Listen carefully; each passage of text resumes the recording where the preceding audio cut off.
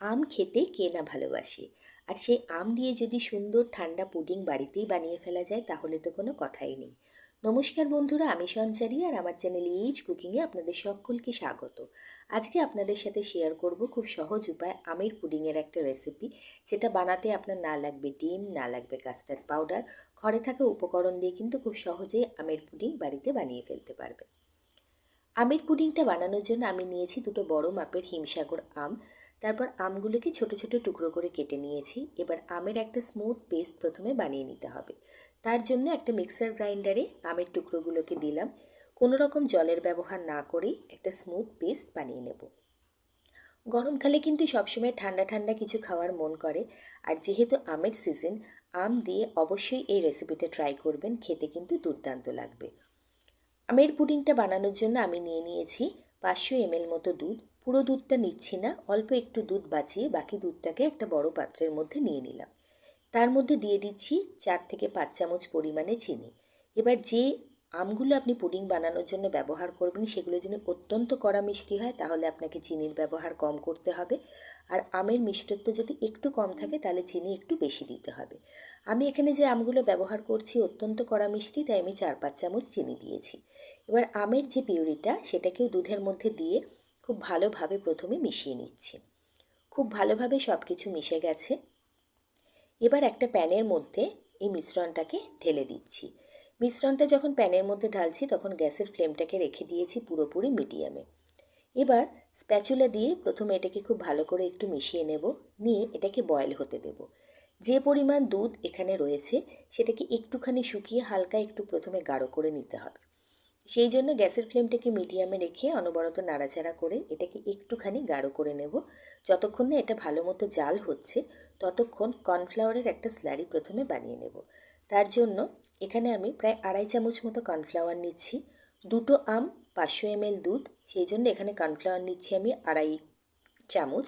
আপনারা যতটা আম নেবেন বা দুধ নেবেন সেই অনুযায়ী আপনাদের কিন্তু কর্নফ্লাওয়ার দিতে হবে। আর যে দুধটুকু বাঁচিয়ে রেখেছিলাম সেই দুধটুকু এখানে দিয়ে দিলাম। যে দুধটা প্রথমে আমি ব্যবহার করেছি সেই দুধটা কিন্তু রুম টেম্পারেচারে রাখা দুধ, যেটা আমি আগেই জাল দিয়ে নিয়েছিলাম। এবার কর্নফ্লাওয়ারের সাথে দুধটাকে খুব ভালোভাবে মিশিয়ে রেডি করে নিলাম। এদিকে কিন্তু আমের যে মিশ্রণটা গ্যাসের উপর বসানো আছে সেটাও কিন্তু ধীরে ধীরে ফুটতে শুরু করে দিয়েছে। অল্প অল্প শুকিয়েও গেছে চারিদিক থেকে। আবার এটাকে বেশ ভালোভাবে নাড়িয়ে চাড়িয়ে নিচ্ছি।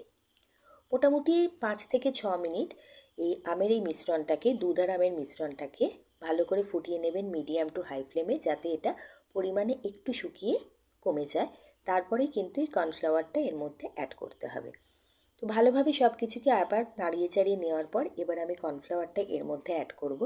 তবে কর্নফ্লাওয়ারটা একবারে দেবো না, কারণ কর্নফ্লাওয়ার দেওয়ার সাথে সাথেই কিন্তু মিশ্রণটা ঘন হতে শুরু করবে। সেই জন্য অল্প অল্প করে দিয়ে দিয়ে মিশ্রণটাকে নাড়াতে থাকবো। প্রথমে অর্ধেকটা দিয়ে দিলাম, দিয়ে খুব ভালোভাবে আগে নাড়িয়ে নিচ্ছি। তারপর বাকি অর্ধেকটা দেব, দিয়ে নাড়াতে থাকবো। কর্নফ্লাওয়ার অ্যাড করার পরে কিন্তু দুধটাকে ছাড়া যাবে না, কারণ এটা গাঢ় হতে শুরু করবে। তখন কিন্তু এটাকে অনবরত নাড়াতে হবে, না হলে কিন্তু এর মধ্যে লাম্প তৈরি হয়ে যাবে। পুডিংটা কিন্তু ভালো মতো তৈরি হবে না। দেখুন আমি কিন্তু খুব দ্রুত হাতে এটাকে নাড়াচ্ছি, এবং আপনারা দেখতে পাচ্ছেন ভিডিওতে নাড়াতে নাড়াতেই কিন্তু মিশ্রণটা ধীরে ধীরে গাঢ় হয়ে আসছে।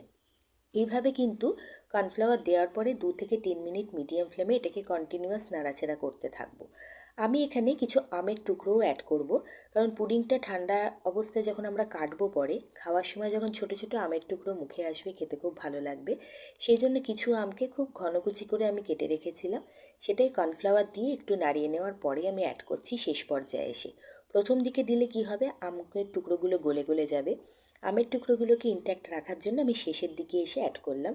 এটা পুরোপুরি অপশনাল। যদি একদম প্লেন আপনারা পুডিং বানাতে চান তাহলে এখানে আমের টুকরো দেওয়ার কোনো প্রয়োজন নেই। এবার মিশ্রণটা যে রেডি হয়েছে সেটা বুঝবেন কি করে সেটাও আমি বলে দিচ্ছি। এইভাবে নাড়াতে নাড়াতে যখন দেখবেন মিশ্রণটা কিন্তু ধীরে ধীরে প্যানকে ছাড়ছে এবং প্যানের বেসটা দেখা যাচ্ছে, তাহলে বুঝতে হবে যে এখন যে ঘনত্বটা আছে মিশ্রণে সেটা কিন্তু পুডিং বানানোর জন্য একদম পারফেক্ট। এই রকম যখন তৈরি হয়ে যাবে তখন কিন্তু গ্যাসের ফ্লেমটা অফ করে দিয়ে বাটির মধ্যে ঢেলে নিতে হবে। আমি একটা প্লেন কাচের বাটির মধ্যে এই পুডিংটাকে দিয়ে দিচ্ছি জমানোর জন্য। পুডিংটা দেওয়ার পরে এটাকে কিন্তু রুম টেম্পারেচারে রেখে পুরোপুরি ঠান্ডা করে নিতে হবে। তারপর কিন্তু এটাকে ফ্রিজে রাখতে হবে 5 থেকে 6 ঘন্টার জন্য, তবেই এটা সুন্দর কিন্তু সেট হয়ে যাবে। আমি এখানে দুটো বাটিতে এরকম পুডিংটাকে সেট করতে দিয়েছিলাম। প্রথমে ঠান্ডা হয়ে গেছিলো, রুম টেম্পারেচারে এসে গেছিলো, তারপর এটাকে ফ্রিজে রেখেছি 5 ঘন্টার জন্য। 5 ঘন্টা বাদে আপনাদেরকে বের করে দেখাচ্ছি, দেখুন পুডিং কত সুন্দর মতো কিন্তু সেট হয়ে গেছে। এবার পুডিংগুলোকে প্লেট আউট করার জন্য ওপরে প্লেট বসিয়ে উল্টো করে দিলেই দেখবেন পুডিংটা কিন্তু স্মুথলি নিচে নেমে প্লেটের ওপরে বসে যাচ্ছে। কোনো রকম ভেঙে যাবে না, কিচ্ছু হবে না। খুব স্মুথলি এটাকে আপনারা কিন্তু নামিয়ে নিতে পারবেন। ঠান্ডা ঠান্ডা পরিবেশন করুন, খেতে খুব ভালো লাগবে। চামচ দিয়ে কেটে খেতে পারেন বা পিস পিস করে নাইফ দিয়ে কেটে নিতে পারেন। দেখুন কত সুন্দর পুডিং তৈরি হয়েছে। প্লেন একটা বাটিতে আমি করেছিলাম, সেই জন্য প্লেন একটা সুন্দর গোল টাইপের পুডিং তৈরি হয়েছে। আপনারা যদি কোনো ডিজাইনার বাটিতে দিতে চান তাহলে সেই রকম শেপে কিন্তু তৈরি হবে। সেকেন্ড যে বাটিটা সেটাও আমি আপনাদেরকে দেখিয়ে দিচ্ছি উল্টো করে। শুধু হাত দিয়ে একটুখানি তুলে নিলেই হলো। দেখুন সুন্দর পুডিং কিন্তু প্লেটের ওপরে পড়ে গেল। অসাধারণ খেতে লাগে, যেমন স্বাদ দেখতেও তেমন সুন্দর। ঠান্ডা ঠান্ডা এরকম পুডিং বাড়িতে বানান, দেখুন জেলির মতো একটা থিকনেস এসছে, সুন্দর নড়ছে কিন্তু ভেঙে যাচ্ছে না। আমি আপনাদেরকে কেটেও দেখিয়ে দিচ্ছি। গরমকালে কিন্তু আমের সিজন বেশি দিন থাকে না, সেই জন্য আমের সিজন থাকতে থাকতেই অবশ্যই একবার বানান। বানিয়ে যদি ভালো লাগে আত্মীয় পরিজন বন্ধুবান্ধবদের মধ্যে রেসিপিটা শেয়ার করবেন, আর বাড়ির প্রিয়জনদের বানিয়ে খাওয়ানোর পর তাদের কেমন লাগলো আমার সাথে কিন্তু সেটা শেয়ার করতে একদমই ভুলবেন না। আমের প্যানকেক, আমের পাকোড়া, আমের সন্দেশ সব কিছুই কিন্তু আমার চ্যানেলে অলরেডি আপলোডেড আছে। রিকোয়েস্ট করব আপনাদেরকে চ্যানেল ভিজিট করার জন্য। ভালো লাগলে চ্যানেলটিকে সাবস্ক্রাইব করবেন। ভালো থাকবেন, সুস্থ থাকবেন।